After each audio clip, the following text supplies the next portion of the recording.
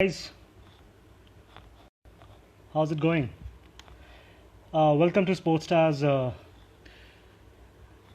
Hi, yeah. Welcome to Sports Stars telecast of this interview, and we are very privileged that we have Corey Anderson joining us tonight. Oh, he's already waving to me here. So it's a very special episode because we are all cooped up in our respective homes in different parts of the world. So I'll quickly bring in Corey.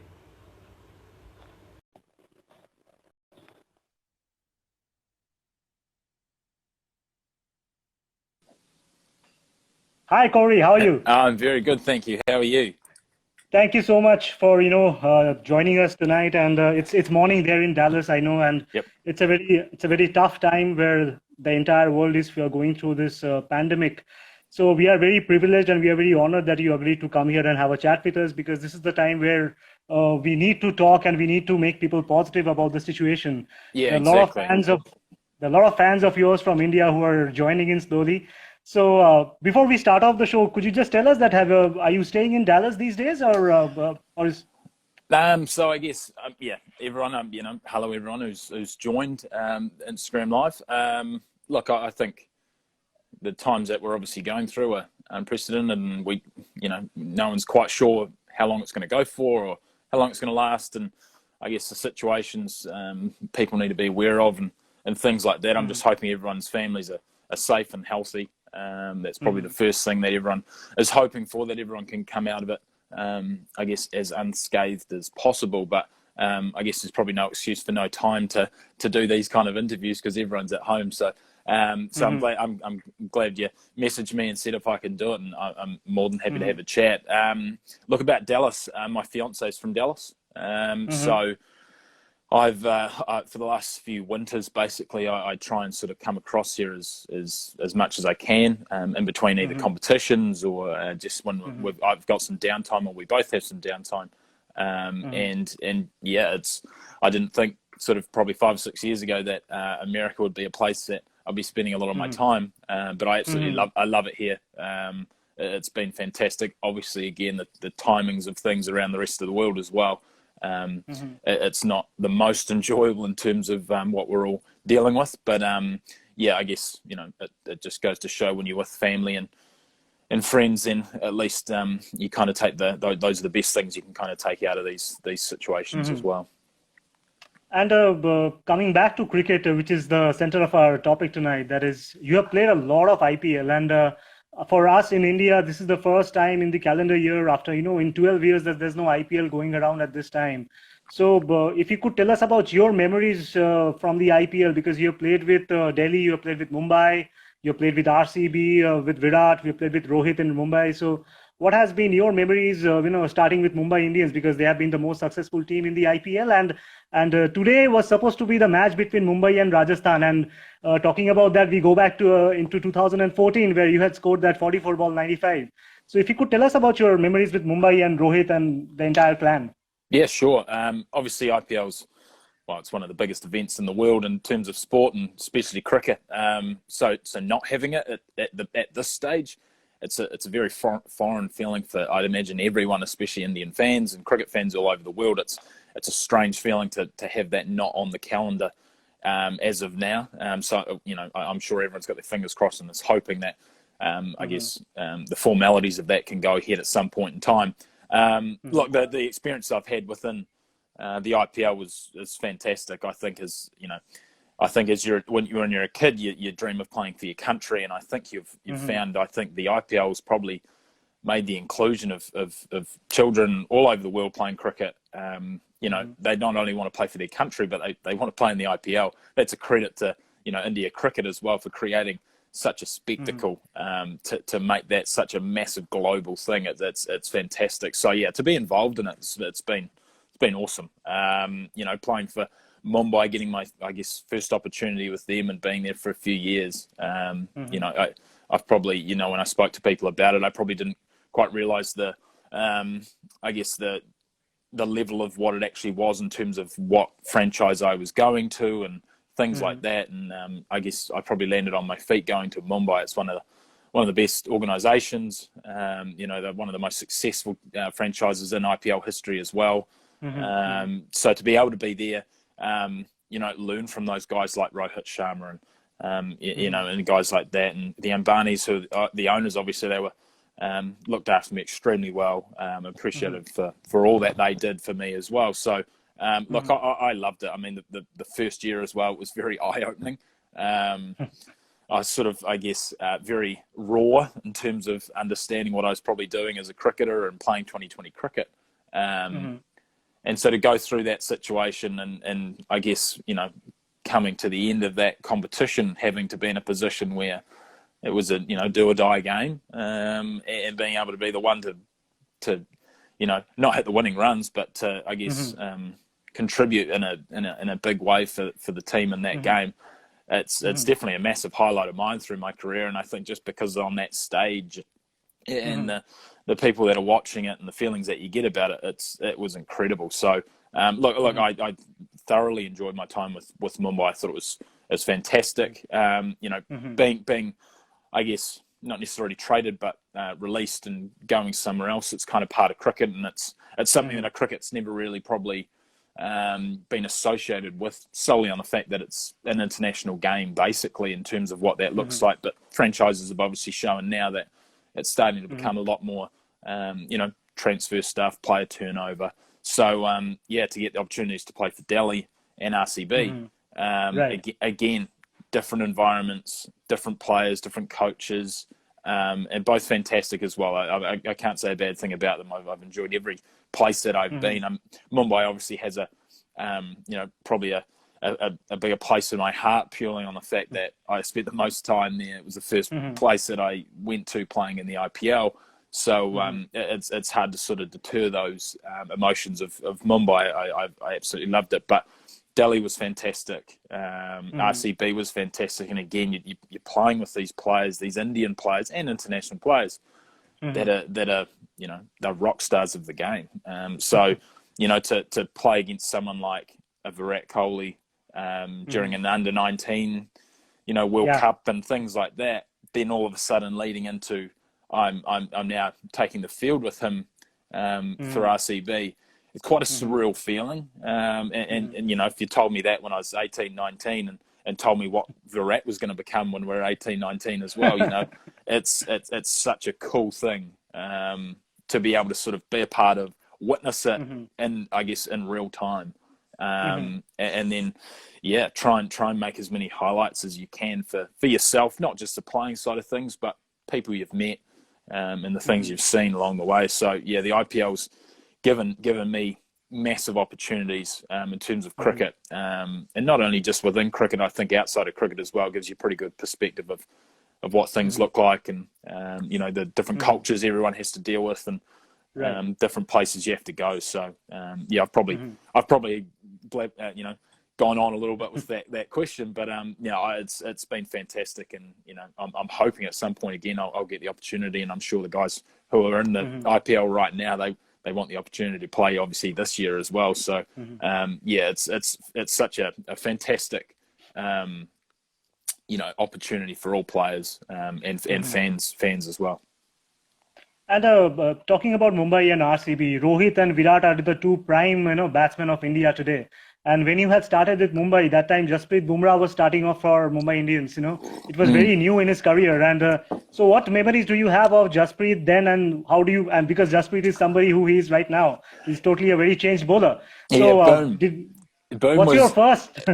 Boom was very fresh. Put it that way. He was very fresh when he came into the Mumbai setup, and I think that's one thing. Again, I'll go back to Mumbai. Mumbai does extremely well with their scouting and trying to find these young players who can come out of nowhere. And I think the IPL has done an amazing job at creating huge depth within Indian cricket. But if we specifically look at someone like Bumrah, he, again, very raw, but had incredible talent. And I guess there's not a lot of people with his capabilities in terms of talent. There's a lot of people with talent, and I think with talent you have to harness that, and you have to put it in the right direction and steer it in the right direction. And I think at Mumbai at the time had still got Shane Bond as the bowling coach. Right. He's a good friend of mine. He's a fantastic human being. and he's an incredible coach. He's just got it. He's got a knack for the game. He understands it. His IQ of the game is incredible. So for someone like Boomer to come into that environment and have someone like Shane Bond looking after him, it's massive. Just to start those, I guess, the baby steps into trying to figure out how to go about it. Not just playing at an IPL level, but trying to figure out the bigger picture and say, how am I going to become the world's best bowler, the world's best death bowler, whatever it may be that he wants to look at as a goal. And you can see very quickly he's achieved those things. He's one of the best bowlers in the world. And that's credit to his talent, but it's also a credit to him. He's a smart person, and he's listened to the right people.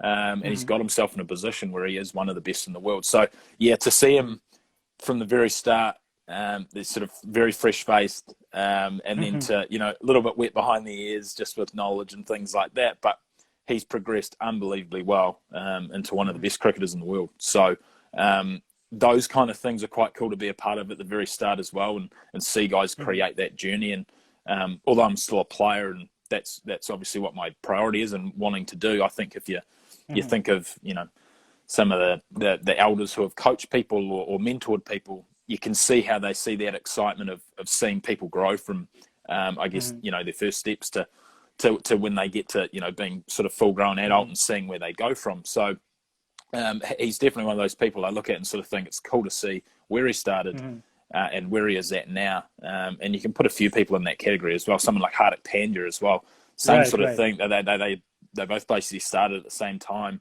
Yes. Different kind of players, obviously, Hardik being the all-rounder, Boomer being the bowler.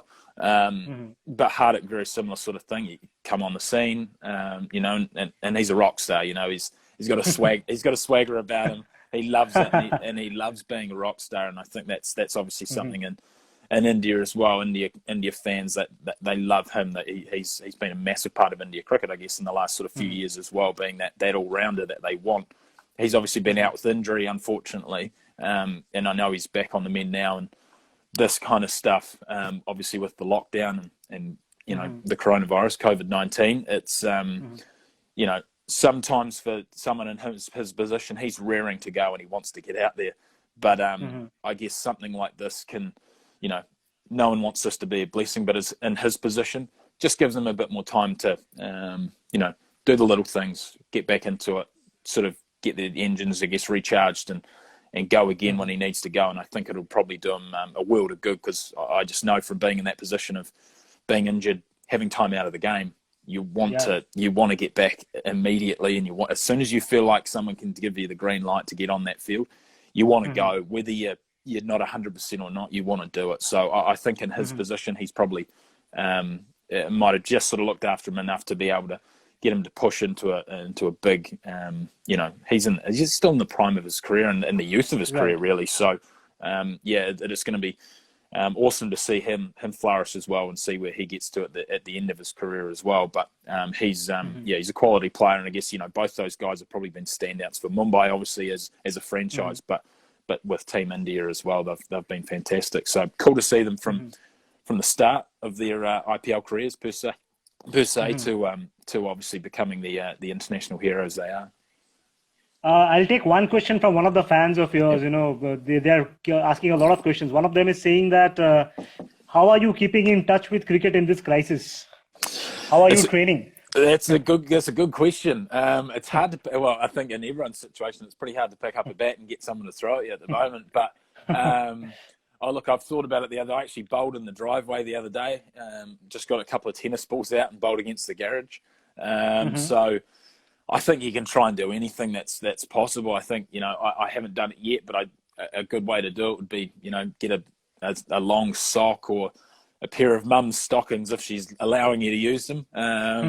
Put a cricket ball in there, hang it from a tree, get a bat and just, hit some balls, something like that. I think it's anything you can do to keep your, hand-eye coordination up. It's always going to make it obviously a lot better. But I guess in these times it is very difficult. I'm supposed to be at the moment playing for Somerset, coming up in sort of the competition in June. So I guess as everyone is in any competition or any cricket, cricketing format at the moment, there's so many question marks, and I think this thing is changing on a daily basis. it's hard to get any understanding of what it looks like. And I guess if you're asking people when a competition's going to be played, it's kind of like how long's a piece of string. No one really knows. So it's a little bit of a struggle mentally, because I guess you want to try and prime yourself and get yourself in the best shape, or the best quality player you are, to peak for those competitions. But I guess in these scenarios, you've kind of got to just make the best of a bad situation and sort of figure it out and try and make it happen as much as possible. But so I'm trying to slowly do things in the background, whether it's going for runs, or you've seen a lot of people on Instagram putting out fitness programs or daily exercises. I've saw Brendan McCullum's been putting stuff up that Chris Donaldson's been giving him. So he's been working hard, along with creating some craft beer as well. So I don't know if that's cancelling out some of the exercise that he's doing, but it looks like, I guess, everyone's trying to rally around, keep their health up as much as possible. And I think in times like these as well, your well-being is obviously the most important thing. So I know everyone's sort of restricted to what they can do, but doing a little bit of exercise, whether it's even just going outside and walking in the backyard or whatever it may be. I think it's got to be a massive push just to have people's well-being in shape, and I think it's a massive part of it. I'll come back to the Black Caps cricket and your career. Before that, I'll finish the couple of two questions I had regarding the IPL. While we were talking about Virat and Rohit, and you have played under both of them, so how do you see them as captains? Rohit as a captain and Virat as a captain, how different do they operate? And your experience, whatever you have felt as a player to have played under them. Yeah, I think they're both very, very good captains. I think the difference between them, there's not massive differences. I think the only difference would probably be Rohit's probably a little bit, I wouldn't say more strategic. I think Rohit's probably just a little bit more laid back in that role. I think he's passionate about the role, but I think he's a little bit more laid back in terms of what it looks like from, I guess, an outside point of view. We know Virat's a very, very passionate cricketer, and he does wear his heart on his sleeve, and he shows a lot of emotion. So if I look at it in terms of that, I'd say probably Virat has that passionate part about him where he wants to win, he wants to succeed. So does Rohit, but he probably just keeps it under wraps a little bit more. I think they're both very good captains, and they take charge of a team, and they're natural born leaders.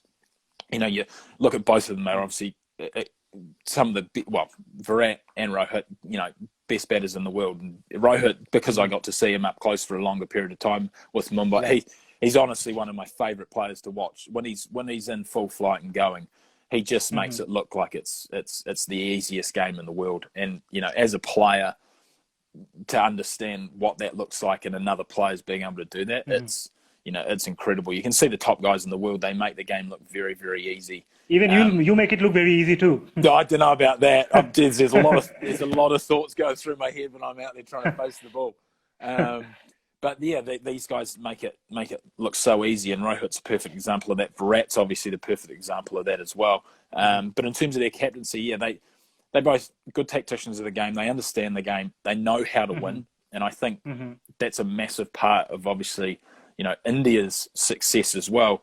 Is they've got a numerous group in their side now who have either captained IPL teams, been involved with them since basically almost the infancy of the IPL, and they've created a winning culture of understanding how to go about it. And you can look at that team now, and it just almost feels as if you're playing against them. You're in for a massive fight. You're going to have to play well to beat them, very, very well to beat them, and that if someone drops out of that team for some reason, whether it's injury, look at the New Zealand series that India played them in. Rohit obviously fantastic series. It was a fantastic series. It sort of looked. I was in India at the time with Star Sport. With Star Sports. Yeah. So I was doing it a little bit tough after the first series, obviously, because there wasn't too much sort of winning on the New Zealand side. But he obviously missed out with the calf injury, and you could see it left a bit of a hole, but they have replacements. They've got someone to come in, someone fulfills that role. And I think as well, it helps that those guys are massive leaders, and they can drag those guys with them and give them that sort of winning culture as well. So I think both of them although they're slightly different in the way they go about things, I think they're both very good captains, and they understand the game and the nous of the game, the IQ of the game very, very well. Talking about your game, I mean, you have smashed bowlers all over the park. I mean, I remember your first, that fastest 100 innings against West Indies, and also that 95 when you were smashing James Faulkner. I remember that. So, but then you have also been at the other end of the spectrum, where you have bowled to cricketers and you have been smashed too. Absolutely. So, how challenging is it to bowl in T20 cricket per se, and IPL definitely, as well as world cricket? I mean, as a bowler, how difficult is it, to plan against a batsman in T20 cricket? Because no matter what you do, there are chances that 80% of the times you'll be smashed. So how do you prepare as a bowler for T20s? Well, numerous times, and it hasn't worked. Close your eyes and just hope for the best. But look, I think there's a lot of, you can see you've got to kind of base yourself off of some of the best bowlers in the world and see how they go about it, and being strategic. And I think the days of just, look, fast bowlers obviously have an advantage. If they can bowl very fast, you've got a larger margin for error. And you can sort of rattle some guys and create some errors, but you can see the strategy of the game and the IQ of the game in terms of the bowlers with slow balls, where to bowl, how they're going to try and get a guy out, and how they're going to go about their whole 20 overs instead of just 1 over here and 2 overs here. It has to be the whole sort of, I guess, the cogs in the wheel all have to work at the same time, and that's why bowling is a partnership, and having your bowling for your other mate down the other end obviously helps. I think with 2020 cricket, because it's a game that you can still bowl a very good ball and get hit for 6. It's just kind of part of it. You don't know quite when the batter's going to pull the trigger and try and tee off or whatever it may be. You also get a lot of wickets off bad balls as well, through it either a mishit or just bad batsman error. So there's a combination of things. You've got to kind of ebb and flow, and I think what it comes down to is the guys who are the best in the world at it will be able to review themselves post those games and go, did I bowl well? Did I not bowl well? Irrelevant of what the outcome looked like. If someone gets 5 wickets for 20 runs, I would look at that, the scorecard and say they bowled very well. But did they bowl very well? If they look at it and executed what they wanted to do, was it just 3 wickets were caught on the boundary? Maybe it just got a little bit of luck. Someone might have bowled like a dream and bowled everything they wanted to bowl, but they went for 40 or 50. So you kind of got to take a little bit of the good with the bad. And some of the best bowlers have had their days where they've been hit around the park as well.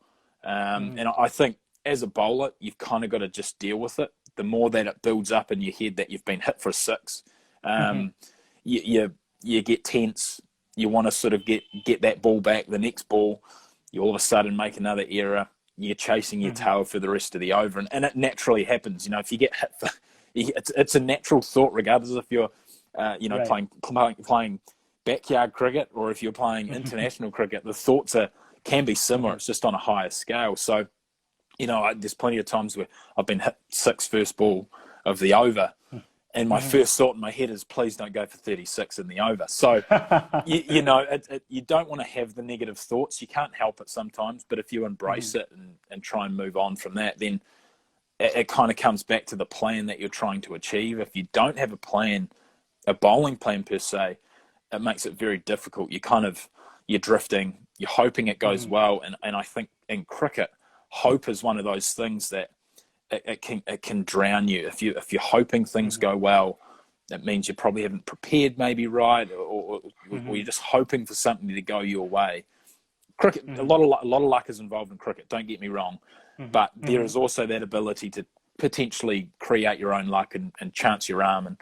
And I think the brave tend to get away with more than the reluctant ones in that term. But as a bowler, I've been dispatched plenty of times, and it will not be.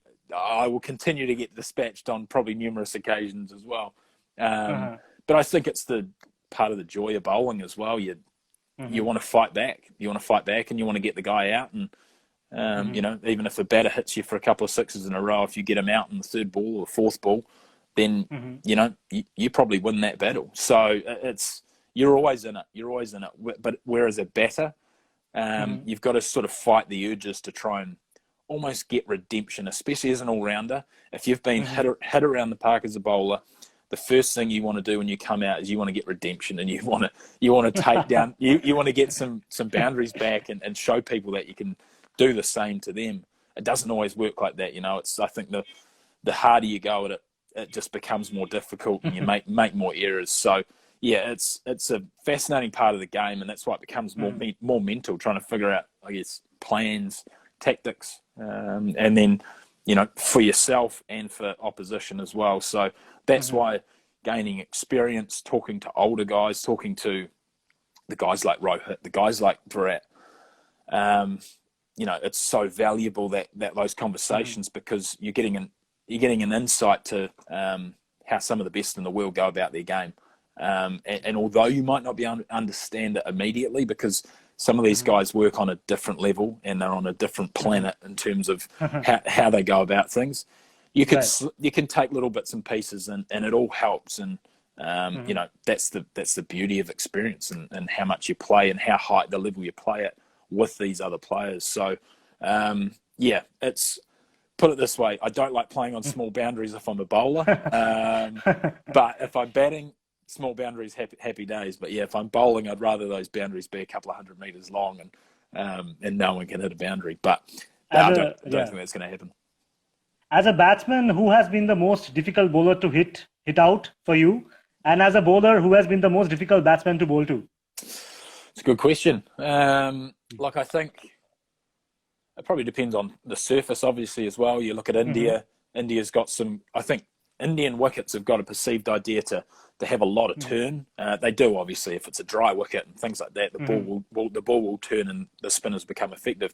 But there's generally some pretty good cricket wickets, and during the IPL, you've seen some big scores.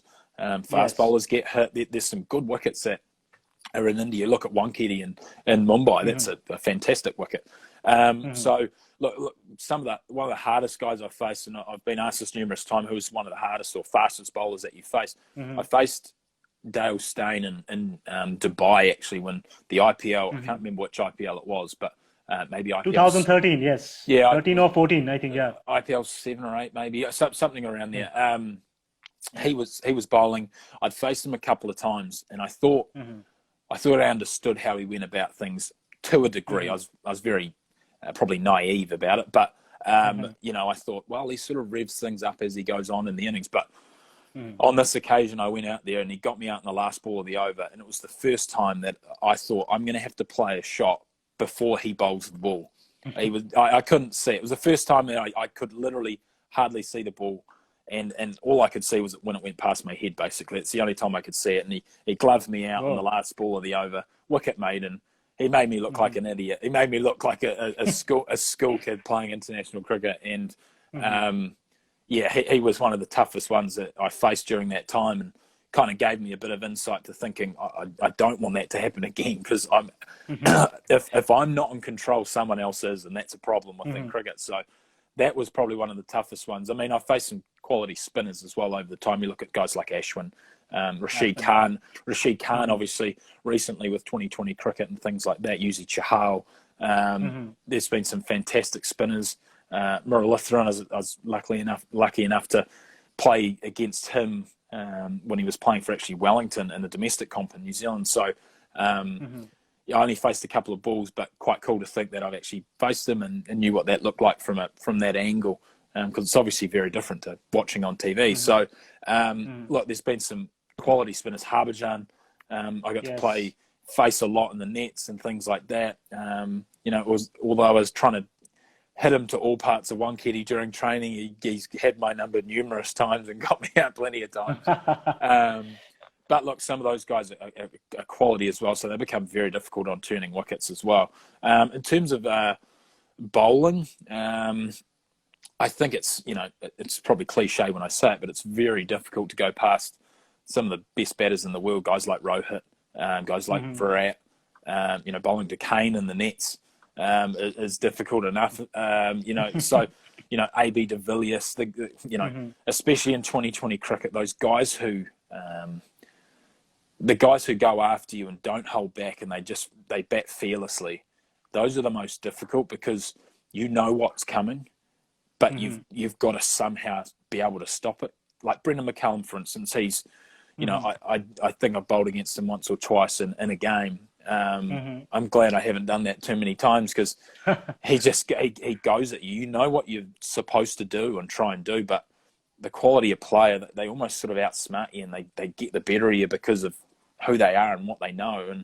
And, you know, it becomes very difficult. So, yeah, I mean, it's a very generic answer that I'm probably giving you, but guys like, AB de Villiers and Virat Kohli and you know, and bowled to someone like Joe Root or Steve Smith many times. But, again, they're just difficult batters because they seem to stay a step ahead of the game.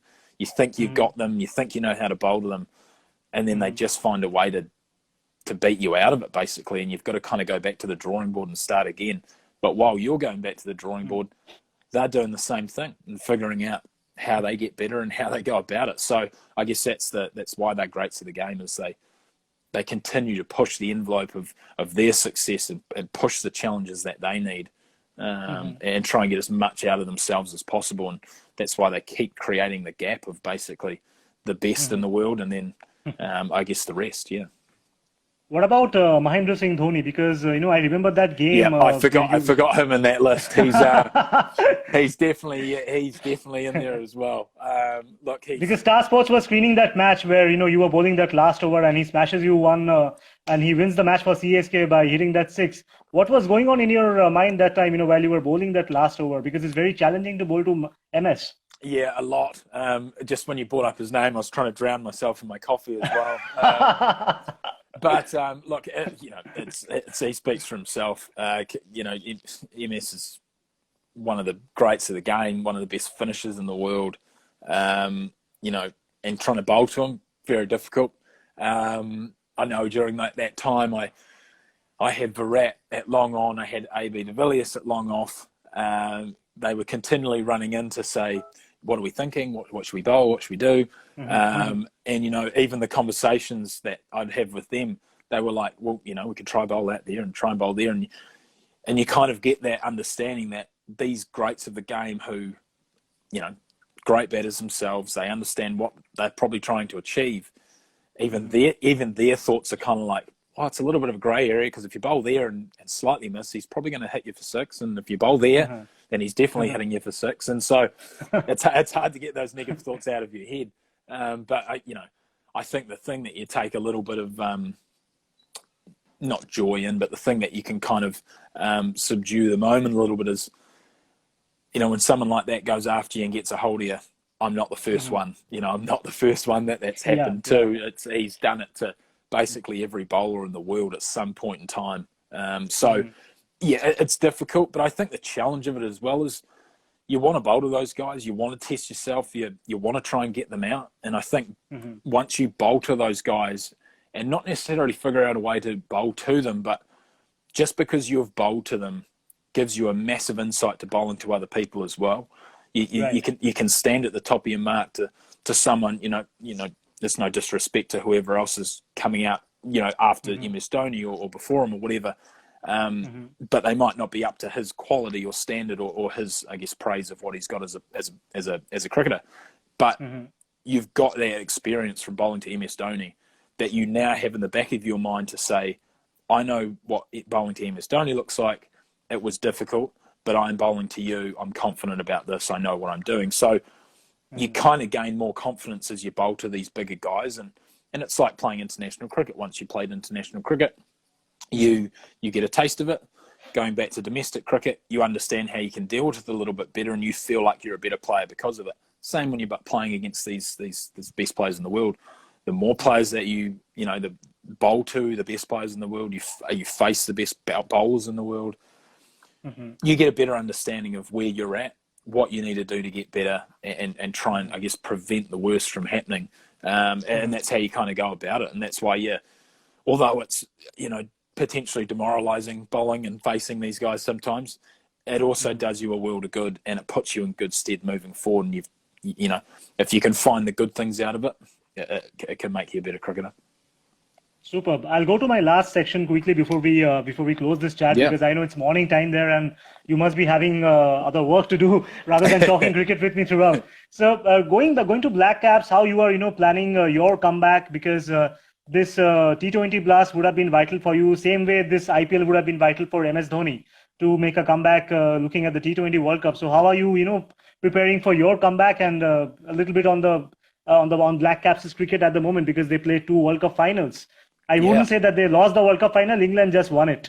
Yeah, So, it's obviously a disappointing one. I was involved in the 2015 final, and that was disappointing how we ended up sort of, I guess, going about our stuff. We were in a good position, and again, I won't go into it too much because it still cuts deep. But the recent one, obviously, kind of, I think everyone understands the situation that it was, and if we'd look at that and flip it over and said New Zealand won, then there'd be people feeling very, very sorry for England as well. Probably not the Australians, but I'd imagine people would be feeling sorry for England and vice versa. So look, it's just one of those things. There has to be a winner, there has to be a loser, and unfortunately, New Zealand was on the losing side, and it's disappointing. And look, I'm sure New Zealand, whoever's in that World Cup in 3 years' time now, they'll hopefully get another chance at some point in time and try and finally be that team to make it across the line. But in terms of me moving forward with what I'm trying to do with, I guess, cricket and not necessarily making a comeback, but just trying to, I guess, get back into the setup and get back into playing cricket and being on the park. Domestically, I was playing for Auckland this year, and we lost in the final, which is now starting to become a common theme, it sounds like, within New Zealand. But we lost in the final to Wellington in the 2020 competition, so that was obviously disappointing. Personally, would I've loved to have better competition? Absolutely. I think everyone probably strives for more, regardless of how it goes. Probably felt like a little bit of a missed opportunity on my side of things. But again, it's I guess a small sample size in terms of what you want to try and achieve. This obviously with COVID-19's chucked in, question marks on everybody's calendar. So, people playing IPL trying to make a run for their international sides to play in the World Cup later on in the year. Whether if that stays in place, whether that moves, that's obviously still up for conversation, and I'm sure they're trying to work with those things at the moment. And then playing in the Vitality Blast with Somerset, again, another opportunity to try and stamp my mark and say, this is the player I am, and this is what I can do, and try and make a bit of a run for it.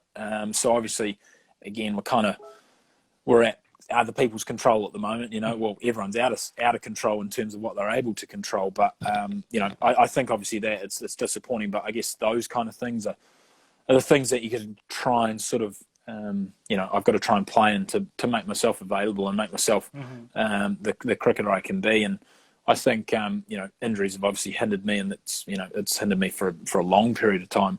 The timing of things sometimes just doesn't quite work, and I guess you could say God's plans have got something different in mind sometimes. But I've got to keep moving forward with that, and playing is still a priority, and I want to play, and I'm 29. I've still got a lot to give, and I still know that I'm a good player, and I can do the same things that I've done in the past. So I'm in terms of confidence, I know I'm good. I know I can do something, and I think I'm not someone to probably talk about myself like that. I don't like sort of doing that, but I think sometimes you've got to be able to pump yourself up, especially I guess if you've taken some chinks in the armour as well in terms of injuries, and I guess probably a little bit of ego hit as well. Sometimes you've got to sort of make sure you've got a little bit about you to sort of say I can still do it, and I know I can. So I guess it's just having to prove to other people and to myself again when you get out there that's what you've sort of got to achieve. And I think right now everyone's probably sitting on their hands a little bit, waiting to play cricket and wanting to play cricket. So I think everyone's just sort of gearing up to, as soon as they get the green light, they want to go. So I guess in terms of that's probably what I'm trying to do is do what I can in the background, get myself right when the opportunity arises to play cricket and get out in the park, bowling and batting. That's what I want to do. I do want to be that all-rounder and get back to what I know. that's I guess that's the driving force at the moment as well, is coming back. And it's I guess a rejuvenated cricketer, and Right. I got a chance to sort of not necessarily reinvent myself, but to I guess reinvest in myself, and make a bit more of a statement when I come back. And being in the wilderness per se for the last couple of years, sometimes isn't all bad. You've got times to think about things, not just in cricket but outside of cricket as well. And then you can go about things accordingly. And the lucky thing is as well, I've got time on my side in terms of a playing career, and I think that's the exciting part about it. So I'm coming into a position where I've got experience of the game, international wise. I understand how to go about it a lot better than what I did obviously 5 years ago. So that holds me in good stead moving forward. And again, I still understand that cricket is an extremely tough game. There's probably going to be more bad days than good days. But that's kind of part and parcel. I'm sure there'll be injuries along the way as well. But all you can do is kind of take one day at a time, and keep ticking off the little goals and the little wins until you get to the big goal, and that's trying to be one of the best in the world as well. So that's I guess where I'm at the moment. I'm just probably getting a little bit itchy, as everyone is, to try and get back out there and go about it. Not just playing cricket, but everyone probably wants to be able to go see all their friends again and stuff like that. So and the way the world is at the moment, obviously, cricket's always is what it is, and it's a beautiful game. But I think obviously we've realised that there's larger things involved in life as well, and I think this is probably giving everyone a pretty good time to understand the priorities and understand what they value in life as well. And the stuff that everyone used to think about, or the little things that people used to dwell on, maybe they don't matter as much. So in a way, there's probably a little bit of a cleansing of everybody as well, which I'm hoping when this all is lifted, it's of benefit, and we can have I sound like I'm probably saying world peace kind of thing, but I'm hoping everyone can move forward and give back to the world as well for what's going on now. Last two quick ones. That is, this New Zealand team seems to be very jovial and very happy-go-lucky, because Jimmy Nisham keeps tweeting a lot these days, and he seems to be a very funny guy. So, who has been your best mates from New Zealand, and are you in touch with a few of them? What's been happening in their lives at the moment? I haven't sort of been in touch with too many of them recently. I guess over here, the time zones and things like that, you kind of I guess you're on your own thing, and you kind of know what everyone's doing at the moment. They're probably sitting at home or either going for a run or something. So everyone's probably obviously pretty much locked down. Nisham is very popular in India for his Twitter activities. Yeah, he's very active on social media. He's comes up with some controversial things sometimes, and I think that's part of his, I guess, personality as well. He wants to sort of not blur the line, but toe the line on some of the things, and I think that's part of it. And I guess in these times as well, you'll find, I guess, there's more people obviously aware of social media, because there's not a hell of a lot else to do at the moment. So that's part of his personality, and he's a good speaker, and he can convey messages very, very well as well. I think the guys that I've probably been closest with, obviously, in the side, I lived with Trent Boult for about 4 or 5 years, I think. So, he's obviously one of them. Tim Southey, it's funny how it works sometimes as well. That they're bowlers. I obviously bowl, but I'm that sort of all rounder and more of a batter, I guess. So in a way, you sometimes end up becoming friends and better friends with, I guess, the people you're almost not in competition with, if that makes sense. Everyone gets along and everyone goes really well together. But I guess you're always gravitating towards, people you're closer with, and guys like that. We probably never thought we were in competition with other. We've played under 19s together from a very young age. Right. You understand each other, and it's sort of just something that we've always grown up doing, and we've just been good mates, I guess, from a young age. And the Gillette Cup, right, in 2006 or something, if I can remember. Yeah, so Gillette Cup, yeah. The final actually was rained out, but Tim Southey was playing in the other side. I didn't really know him that well at that time. I was sort of just getting into the under-19 setup. Right. And he'd already played for. I think he might have even played for New Zealand at that point. He might have anyway, or it might have been the year after. But yeah, we were joint winners of the MVP award for the national competition, for the school competition. So that's quite cool to look back at it now and sort of think the caliber of player Tim is as well. He's now becoming sort of one of the stalwarts of New Zealand cricket, and one of New Zealand's greatest ever bowlers and players. So quite cool to be a part of that as well. But yeah, I guess that's the thing as well, that it's not always about the accomplishments or the outcome results or things like that. It's probably more about the journey, and the journey that we've all shared in terms of the New Zealand sort of setup. It's been a pretty cool journey, and I've obviously been out of it for the last couple of years, but I understand what that setup looks like, and I understand sort of what that culture and stuff looks like, and it's something that's obviously gone on for a long time. And I think someone like Brendan, Brendan obviously was a fantastic leader, and it was obviously great playing under him. Ross beforehand, I didn't get to play underneath Ross, but I'm reasonably close with Ross as well, and he's a fantastic person and a great leader himself. So I think New Zealand's been in good stead in terms of captaincy as well. You've got Kane at the moment, who's obviously one of the greatest players in the world as well. Look, I think in terms of friendships as well, New Zealanders in general were pretty low key. If I don't mind saying, we're pretty humble as well. And I think obviously, we tend to not like creating enemies and making enemies, and we enjoy the journey. As well as the cricket side of things, and enjoy playing, I guess, with different people, whether it's in different franchises or whatever it may be. But it's a pretty close knit group.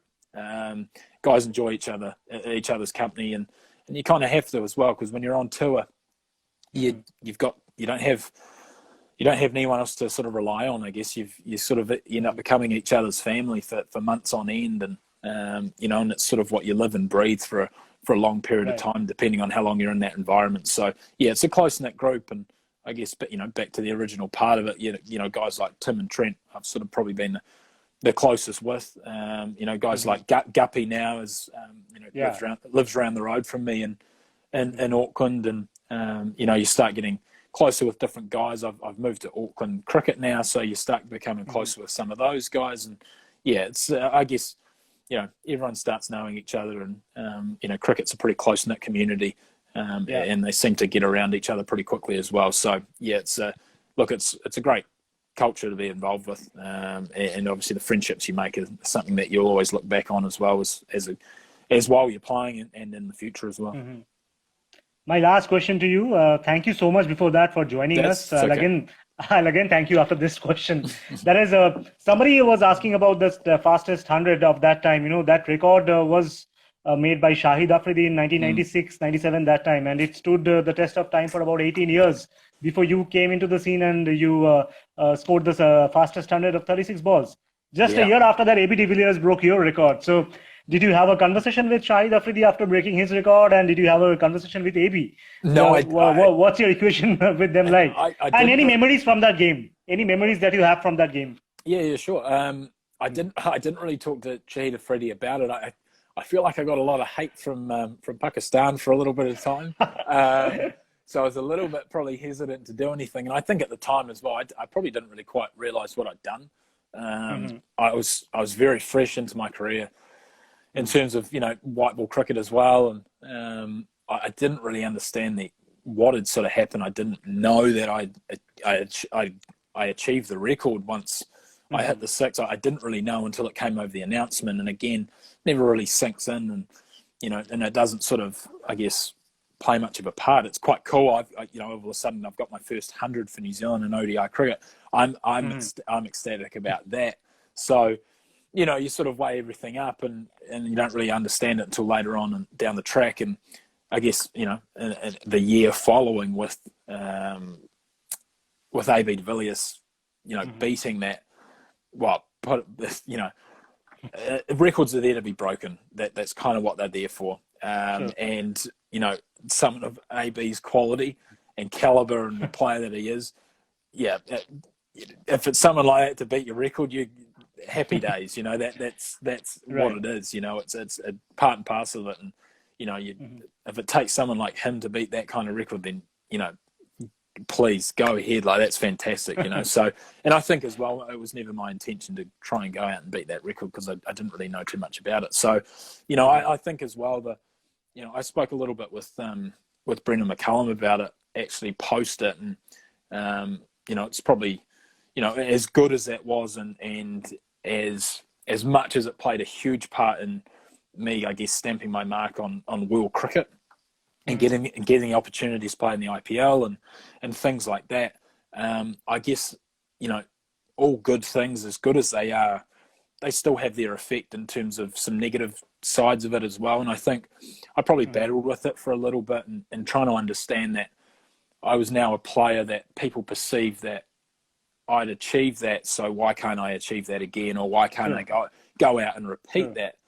And it's very difficult to do those kind of things. They're kind of sometimes once in a lifetime opportunities, and they just happen, you know. And if I look at it in that regard, you know, I spoke to Brendan, and he sort of related to me that, you know, first IPL, you know, everyone remembers him in the first IPL game, lighting it up, getting 150, whatever he got. Right. And it basically, you know, it did him a massive service in terms of putting him out there with IPL, but it also helped IPL thinking, we've created this entertainment, you know, phenomenon, and that's what we're going to get from the first game. You know, it couldn't have worked out better in either camp. So, you know, he sort of said to me, he said, look, you have an understanding of people want to see something, and you feel as if you've got to oblige and try and give them that.